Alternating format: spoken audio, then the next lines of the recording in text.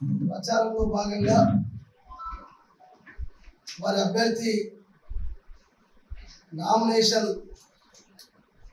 కార్యక్రమానికి వస్తున్నటువంటి బహిరంగ సభ పెట్టి బహిరంగ సభలో మాట్లాడడానికి వస్తున్నటువంటి ముఖ్యమంత్రి రేవంత్ రెడ్డి గారు సూటిగా ఆదిలాబాద్ జిల్లా టిఆర్ఎస్ పార్టీ అధ్యక్షునిగా నేను మీకు సవాల్ చేస్తా ఉన్నాను. సూటిగా మీరు ఇచ్చినటువంటి మాటని, మీరు ఇచ్చినటువంటి ఎన్నికల్లో హామీలను మాత్రమే నేను మిమ్మల్ని అడగదలుస్తున్నా. మీరు ఏ ముఖం పెట్టుకుని ఆదిలాబాద్ జిల్లాకు రేపు వస్తున్నారు, దానికి ముందు జవాబు చెప్పాలి. ఎన్నికల ప్రచారంలో ఇదే ఆదిలాబాద్ జిల్లాకు వచ్చినటువంటి అప్పుడు కాంగ్రెస్ పార్టీ ప్రెసిడెంట్గా వచ్చినావు, ఈయన రాష్ట్ర ముఖ్యమంత్రిగా వస్తున్నావు. మొన్నప్పుడు ఒకసారి వచ్చిపోయినావు.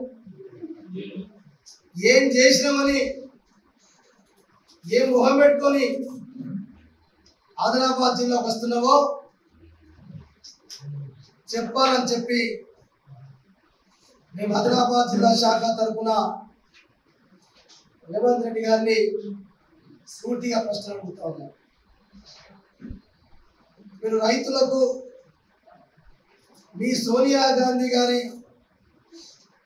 జన్మదినాన్ని పురస్కరించుకొని 2 లక్షల రూపాయల రుణమాఫీ చేయడానికి వస్తున్నావా, లేకపోతే రైతు భరోసా లేదా మీరు 15 లక్షల రూపాయలు చెప్పిండ్రో రేపు మీరు అడగండి.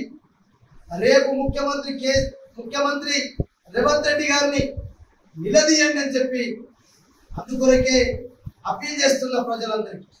నిజంగానే మరి రేవంత్ రెడ్డి గారు ఇచ్చిన మాట ప్రకారంగా మరి ఇలా మీరు ఏదైతే అమలు చేయలేదో దానికే రేపు నేను ప్రజలందరినీ కూడా అప్పీల్ చేస్తున్నా. రేపు బహిరంగ సభ అడగండి, ఎందుకు మీకు ఓటు వేయాలా?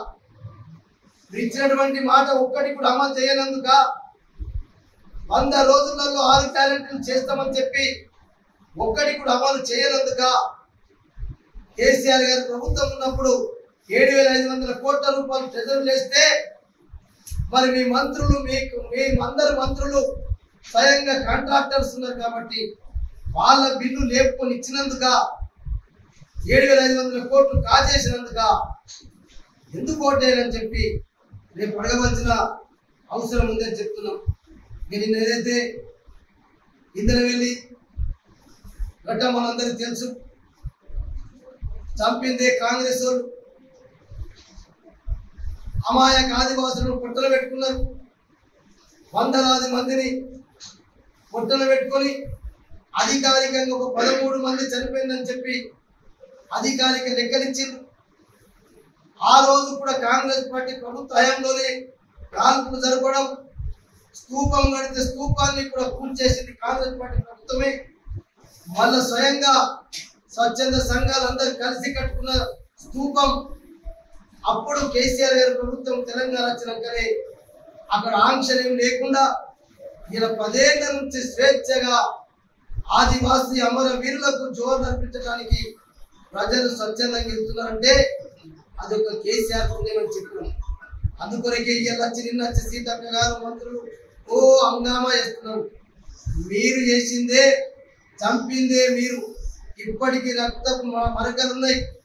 మీరు ఆ స్తూపాన్ని కూడా టచ్ చేసేటటువంటి మీకు ఆ నైతిక హక్కు కూడా లేదు. మీరు పాపాలు చేసిండ్రు, ఇలా క్షమాపణ చెప్తే సరిపోదు. అందుకొరకే మీరు ఇలా తప్పకుండా రేపు రాబోయేటువంటి పార్లమెంట్లో ఆదివాసులందరూ కాంగ్రెస్ పార్టీకి ఆనాడు చేసిన 1981 ఏప్రిల్తో దాదాపు 43 సంవత్సరాల క్రితం చేసినటువంటి ఘటన ఖచ్చితంగా రేపు పార్లమెంట్ ఎన్నికల్లో కాంగ్రెస్ పార్టీకి బుద్ధి చెప్తారు. లక్షల రూపాయలలో ఏ ఒక్క రైతుకు కూడా రైతు భరోసా ఇవ్వనందుకు వస్తున్నావా? కౌలు రైతుకి ఇస్తున్నావు, వ్యవసాయ కూలీలకు 12,000 రూపాయలు సంవత్సరానికి ఇస్తున్నావు, ఇవ్వనందుకు వస్తున్నావా? అదే మిమ్మల్ని నేను అడుగుతా ఉన్నాను. ఇంకొక మాట చెప్పినావు, డిసెంబర్ మాసంలో మా కాంగ్రెస్ పార్టీ ప్రభుత్వం ఏర్పడుతుంది, మీరు డిసెంబర్లో 2,000 రూపాయలు పెన్షన్ తీసుకోవద్దామా? అక్కలారా, చెల్లెలారా, అవ్వలారా, మీరు జనవరి నెలలో 4,000 రూపాయల పెన్షన్ తీసుకుంటారని చెప్పినావు. మరి 4,000 రూపాయల పెన్షన్ ఇవ్వనందుకు వస్తున్నావా? కళ్యాణ లక్ష్మి చెప్పినావు, పేద ప్రజలారా, ఇలా కేసీఆర్ గారు 1,00,000 రూపాయలు ఇస్తున్నాడు, నేను 1,00,000 రూపాయలతో పాటు తులం బంగారం ఇస్తానని చెప్పినావు. అది ఇవ్వనందుకు వస్తున్నావా? అందుకొరకే మేము అడుగుతా ఉన్నాము ముఖ్యమంత్రి రేవంత్ రెడ్డి గారిని, దానికి సమాధానం చెప్పాలని చెప్పి కూడా డిమాండ్ చేస్తాము. ఇది ఒకటే కాదు, ఈరోజు మరి కనీసం మీరు ఏ హామీలు అయితే ఇచ్చిండ్రు, 6 గ్యారంటీలలో మీరు చెప్పారు అంటే 500 రూపాయల గ్యాస్ సిలిండర్ ఇస్తానని చెప్పినాం, ఇవ్వనందుకు వస్తున్నావా అని అడుగుతున్నాం. 200 యూనిట్లు కాలుస్తే కరెంటు 0 బిల్ ఇస్తానని చెప్పినావు, ఇలా ఇవ్వనందుకు వస్తున్నావా? ఏ ముఖం పెట్టుకొని వస్తున్నావు? ఏమి చెప్తావు? రేపు ఆదిలాబాద్ ప్రజలకు అడుగుతా ఉన్నాం, రేపు నువ్వు ఏ ముఖం పెట్టుకొని ఆదిలాబాద్ మరి ఎంపీ అభ్యర్థికి ఓటు ఏమని చెప్పి ఏమడుగుతావు? ఎందుకు వెయ్యాలని చెప్పి ఈరోజు బీఆర్ఎస్ పార్టీ ఆదిలాబాద్ శాఖ నేను ప్రశ్నిస్తా ఉంది. అందుకొరకే ముఖ్యమంత్రి రేవంత్ రెడ్డి గారు చూశారు మీరు, మరి ఇలా మళ్ళా 15 ఆగస్టు రోజున దేవతల పేర్లు దేవతల మీద ప్రమాణం చేస్తున్నారు, దేవుళ్ళ మీద ప్రమాణం చేస్తా ఉన్నారు. ఇంతకాక మొన్న మెదక్లో చర్చి ముందర చర్చి దగ్గర కూడా ప్రమాణం చేశారు, నేను 15 ఆగస్టు లోపల 15 ఆగస్టు నాడు 2 లక్షల రుణమాఫీ చేస్తాను చెప్తున్నారు.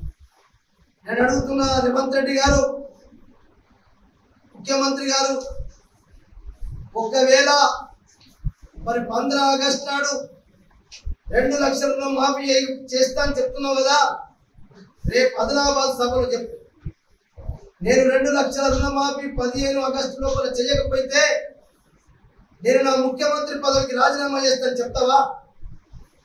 నేను బీఆర్ఎస్ పార్టీ ఆదిలాబాద్ శాఖ డిమాండ్ చేస్తున్నాను, రేపు బహిరంగ సభలో చెప్పు. నేను ముందు అబద్ధం ఆడినా నన్ను మీరు నమ్ముతలేరు, నేనే స్వయంగా ఒకవేళ 15 ఆగస్టు చేస్తానని చెప్పి 2 లక్షల రుణమాఫీ అంటున్నాను, ఒకవేళ చేయకపోతే నీ పదవికి ముఖ్యమంత్రి పదవికి రాజీనామా చేస్తామని చెప్పి ఆదిలాబాద్ బీఆర్ఎస్ శాఖ డిమాండ్ చేస్తారు. ఇప్పటికే ముఖ్యమంత్రి గారు ఇన్ని అబద్ధాలు చెప్పినావు, అసలు నేను ఎట్లా నమ్మాలా? ఎందుకు నమ్మాలా? ఇలా భారతదేశంలో ఎక్కడ లేనటువంటి బాబాసాహెబ్ అంబేద్కర్ విగ్రహాన్ని 125 అడుగుల విగ్రహాన్ని మరి ముఖ్యమంత్రి గారు ఉన్నప్పుడు, కేసీఆర్ గారు ఉన్నప్పుడు విగ్రహాన్ని ఆవిష్కరిస్తే కనీసం అంబేద్కర్ జయంతి రోజు ఆ గేట్కే తాళం వేసినాం. ఎందుకు తాళం వేసినాం? ఎవరు పోయి నివాళులు అర్పిద్దామని చెప్పి 125 అడుగుల అంబేద్కర్ విగ్రహం పెట్టినామా? దానిపైన స్పష్టంగా జవాబు చెప్పాలి. ఆదిలాబాద్ నువ్వు అక్కడ గేట్కి ఎందుకు తాళం వేసినావు? మరి ఇలా భారతదేశానికి దశాదిశ చూపినటువంటి మహాపురుషుని యొక్క విగ్రహానికి జయంతి రోజు మూలాహారం వేయడానికి కూడా వెళ్ళడానికి కూడా మరి ఆంక్షలు పెట్టామంటే నువ్వు అంబేద్కర్ దోయివి కాదని అడుగుతున్నావు. ముఖ్యమంత్రిగా మేము ఏమనొచ్చు? ఒక బాబాసాహెబ్ అంబేద్కర్ విగ్రహానికి పూలమాల వేయడానికి ఆంక్షలు పెట్టామంటే అసలు నువ్వు భారతదేశ పౌరుడవా? భారతదేశ మరి యొక్క రాష్ట్రానికి ముఖ్యమంత్రి అయినావు, నిజంగా మేము సిగ్గుపడుతున్నాం. అందుకొరకే రేపు ఖచ్చితంగా నేను ప్రజలందరికీ అప్పీల్ చేస్తా ఉన్నా, రైతులారా, రైతు కూలీలారా, ఏదైతే 2,000 రూపాయలు పెన్షన్ తీసుకొని 4,000 రూపాయలు ఇస్తారని చెప్పినటువంటి ఈయన రాష్ట్రంలో 42 లక్షల మంది పెన్షనర్స్ ఉన్నారు. నేను ఆదిలాబాద్ జిల్లాలో ఉన్నటువంటి పెన్షనర్స్ అందరూ కూడా రేపు మీ 4,000 రూపాయల పెన్షన్ ఏమైందని అడగండి. మీరు రైతు భరోసా 15,000 చెప్పిండు, కానీ ఆ 10,000 రూపాయలు కేసీఆర్ గారు ఇచ్చినటువంటి రైతు బంధువులు వేస్తారా లేదా అని చెప్పి రేపు ప్రజలు అడగండి. కళ్యాణ లక్ష్మి గురించి అడగండి. రేపు ముఖ్యమంత్రి గారిని ఆదిలాబాద్ జిల్లాకు వచ్చినప్పుడు ఎవరికి ఏ వర్గాలకు ఏ హామీ ఇచ్చిండో, సోనియా గాంధీ బర్త్డే అని చెప్పినావు, నువ్వు 2 నెలల లోపల 100 రోజుల లోపల 6 గ్యారెంటీలు అమలు చేస్తానని చెప్పినావు. నువ్వు చెప్పిన మాటలనే మేము అడుగుతున్నాం. నువ్వు చెప్పినటువంటి మాటల్ని అమలు చేయాలని చెప్పి అడుగుతున్నాం. ఇప్పుడు మీకు కావాలంటే ఎన్నో ఉదాహరణలు చెప్తాం.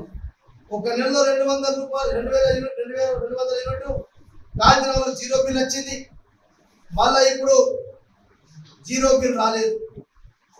500 రూపాయల గ్యాస్ సిలిండరు ఒక్కళ్ళప్పుడు ఈ రోజు వరకు అకౌంట్లో డబ్బులు వేయలే, కానీ కొందరికి ఏం పంపిండు, లెటర్స్ పంపిండు. ఏమైనా అక్కలారా చెల్లెలారా, మీరు తీసుకునేటటువంటి గ్యాస్ సిలిండరు మీ ఖాతాలో 500 రూపాయలు, ఆ ఖాతాలో 500 లేవు, 5 పైసలు లేవు అంటే ఇప్పుడు కూడా నిలువున మోసం చేస్తాను.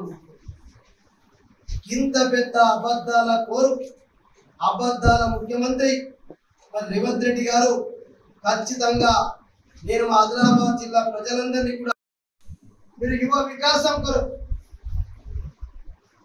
5 లక్షల భరోసా కార్డు ఇస్తాను.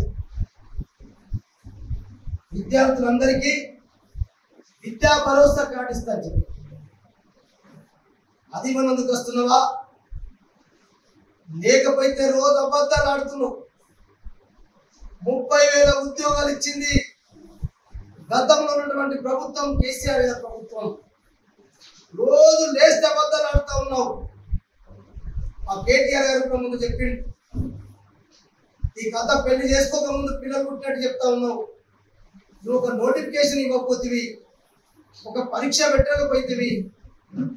ఇవాళ గొప్పగా మేమేదో ఉద్యోగ అపాయింట్మెంట్ పత్రాలు ఇచ్చే ముందు నువ్వు వచ్చి ఇలా 30,000 ఉద్యోగాలు ఇప్పటికే ఇచ్చినని చెప్పి గొప్పగా చెప్పుకుంటున్నావు. అబద్ధాలు చెప్తున్నావు చెప్పి మరొకసారి ఆదిలాబాద్ ప్రజల్ని మోసం చేయడానికి వస్తున్నావు అని చెప్పి ఈరోజు రేవంత్ రెడ్డి గారిని ప్రశ్నిస్తాం. తినగాక మొన్న చెప్తున్నావు బహిరంగ సభలో, నీకు భయం పుట్టుకొచ్చింది. ఇలా పార్లమెంట్ సీట్లన్నీ కాంగ్రెస్ పార్టీ, బీజేపీ పార్టీ ఓడిపోతున్నాయి. ఇలా బీఆర్ఎస్ పార్టీ గెలుస్తుందన్నటువంటి భయంతో ఇలా నీ మహబూబ్ నగర్ జిల్లాకి ఎన్నిసార్లు పోయినావు? ఎంపీగా అభ్యర్థి ప్రచారం కొరకు నీ సొంత జిల్లాకే నిన్నటితోటి 8 సార్లు ఒక మహబూబ్ నగర్ మీ అభ్యర్థి ప్రచారం కొరకు వెళ్ళామంటే దీన్ని బట్టి రేవంత్ రెడ్డి గారు రేపు మా జిల్లాకి చేతులు మా జిల్లా వాళ్ళు అమాయకులు అనుకుంటున్నావా? నీ సొంత జిల్లాలోనే ప్రశ్నిస్తున్నారు. మేము ఏ ముఖం పెట్టుకుని ఓట్లు అడగటానికి వెళ్ళమంటున్నాం? మీరు కాంగ్రెస్ పార్టీ ఓటేయమని చెప్పి ఎట్లా అడుగుదామంటున్నాం? వాళ్ళ కార్యకర్తలే మహబూబ్నగర్ జిల్లాలో బూత్ స్థాయి కార్యకర్తలు ప్రశ్నించిన రేవంత్ రెడ్డి. మనం ఏమీ చేయలే, మనం అన్ని చెప్పినాం. ఇలా ఏం చేయకుండా మేము ఎట్లా ఓట్లు అడగమంటాం అని చెప్పి స్వయాన కాంగ్రెస్ పార్టీ కార్యకర్తలే ప్రశ్నించిన రేవంత్ రెడ్డి గారు. మీరు ఇలా అందరినీ మోసం చేసి తప్పకుండా రేపు మా ప్రజలు, ఆదిలాబాద్ ప్రజలు అడుగుతారు. మీరు ఎప్పుడో చెప్పారు సీఎం అయిన తర్వాత అక్కడేదో స్మృతివనం కడతామని చెప్పారు, ₹1 కోట్ల. ఈ రోజు వరకు స్మృతివనం లేదు, అక్కడ స్టార్టే కాలే. చేసినైతే మేము అన్ని చేసినవి వచ్చి కొబ్బరికాయలు కొట్టిండ్రు, శిలాఫలకాలు పెట్టిండ్రు. కేసీఆర్ గారి ప్రభుత్వంలో జరిగినటువంటి పనులే మంజూరు చేసినాయి, ప్రారంభోత్సవాలు, ఫౌండేషన్ వేసిండ్రు. మీరు స్మృతివనం కొత్తగా చేసిన ₹1 కోటి అని చెప్పి ఆ ₹1 కోటి పనులు కూడా ఇప్పటికీ ప్రారంభం లేదు. దీన్ని బట్టి రేపు పార్లమెంట్లో ఖచ్చితంగా బీఆర్ఎస్ పార్టీకే ఆదివాసులతో పాటు, రైతులతో పాటు, రైతు కూలీలతో పాటు, పెన్షనర్లతో పాటు, కళ్యాణ లక్ష్మి ఎలా కొత్త అప్లికేషన్ తులం బంగారం అయితే పోని కొత్త అప్లికేషన్ పెండింగ్ చేసుకొని ఇప్పుడు అప్లికేషన్ పెట్టుకుంటామంటే ఆన్లైన్ కింద పెట్టిండు, ఆఫ్లైన్ చేసిండు. అంటే కళ్యాణ లక్ష్మి రాని వాళ్ళు ప్రతి ఒక్కరు కూడా రేపు ఖచ్చితంగా పార్లమెంట్ ఎన్నికలలో కేసీఆర్ గారు ఒకరే ఈ రాష్ట్రాన్ని, రైతాంగాన్ని, రైతు కూలీలని, పేద ప్రజల్ని, పెన్షనర్స్ ని, అన్ని వర్గాల ప్రజల్ని కేసీఆర్ గారే రేపు కాపాడుతాడు. అందుకొరకే ఇలా ప్రాంతీయ పార్టీలు ఇలా గెలుస్తేనే రేపు సెక్యులరిజాన్ని కాపాడుతారు, అన్ని కులాలను మతాలను సమానంగా చూస్తారు. అందుకొరకే పార్లమెంట్ లో మా వాణి వినిపించడానికి, అయితే ప్రజల యొక్క సమస్యల్ని గొంతు విప్పడానికి కొరకు ఇలా ప్రాంతీయ పార్టీ అభ్యర్థులే పార్లమెంట్ ఉంటే ఖచ్చితంగా నిలదీసే అవకాశం ఉంటుంది. కాబట్టి ఇలా కాంగ్రెస్ అయినా బీజేపీ అయినా ఇద్దరు తొందే బడేబాయి చోటేబాయి. కాబట్టి ఇదే ఆదిలాబాద్ లో బడేబాయి అన్నాడు చోటేబాయి రేవంత్ రెడ్డి, చోటేబాయి అని చెప్పి అన్నాడు బడేబాయి నరేంద్ర మోడీ. అందుకొరకు ఇద్దరు చోటేబాయి బడేబాయిని కలిసి మన అందరినీ మోసం చేస్తున్నారు. ఖచ్చితంగా రేపు రాబోయేటువంటి పార్లమెంటు ఎన్నికల్లో ఆత్రం సత్తు గారికి కారు గుర్తు ఓటేసి మాకు భారీ మెజార్టీని గెలిపించాలని చెప్పి ప్రజలు కోరుకుంటున్నారు, గెలిపిస్తారని చెప్పి ఆశిస్తున్నారు.